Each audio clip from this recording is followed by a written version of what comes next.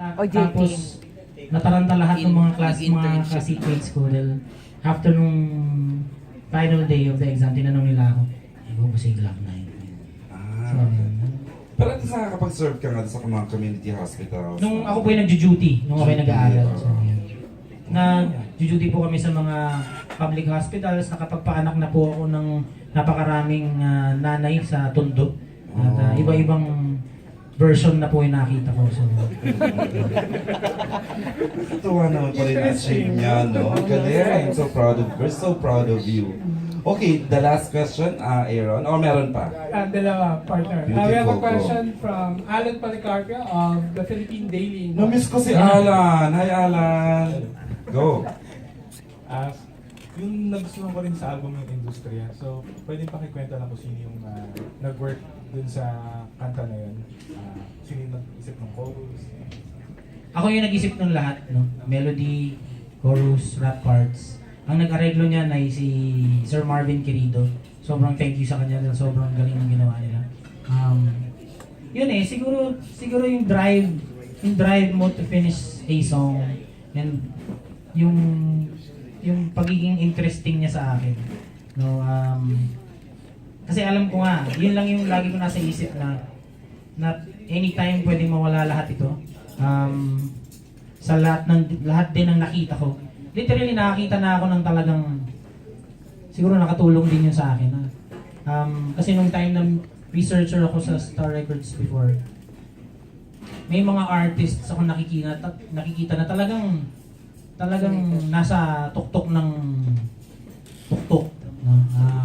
Pero nakikita ko na Biglang nawala. yun nga, siguro dahil wala pa silang pamilya. No? Palit-palit ng kotse. Ayan. Laging nasa gimmick. Iba pag nalunod ka sa ganun, at alam mo naman in the end na hindi ito habang buhay. Siguro yun din ang nagtulak sa akin to finish the song. Para marinig din ng mga ibang susubok dito sa industriya na yun talaga yung kwento, hindi yan nagbabago. So, parang sinulat mo yung kanta parang as a way din of parang warning yourself. Parang Oo naman. emotionally. Oo naman. Pero yun nga, sinabi din ni Vice Ganda dati na matanda na siya na nung nangyari sa kanya yung kasikatan niya. And ako, medyo hindi naman po ako teenager o hindi naman ako high school nung nangyari yan lahat. Makunat na rin ako. So, mahirap na akong turuan ng isang bagay na alam kong makakasakit sa akin. So, yun din. Para lang meron akong mapakinggan, reminder din. Para din sa iba. So, parang in hindsight pa parang mas okay na kung kailan matured ka na, kung kailan nagka-edad ka na, tsaka ka talaga naka-experience ng success. Parang ganun, no? Yun din, sinabi ko nga na may mga anak na ako eh.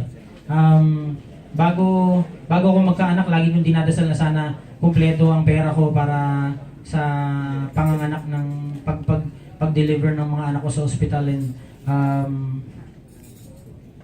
hindi ako ma-party na tao, hindi mo makikita sa bar o sa club or kung saan man, unless may show ako dun.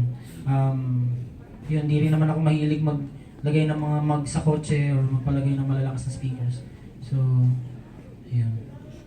That explains the wisdom na sinasabi ni Jonathan Manalo na ibang-iba na raw 10 years ago.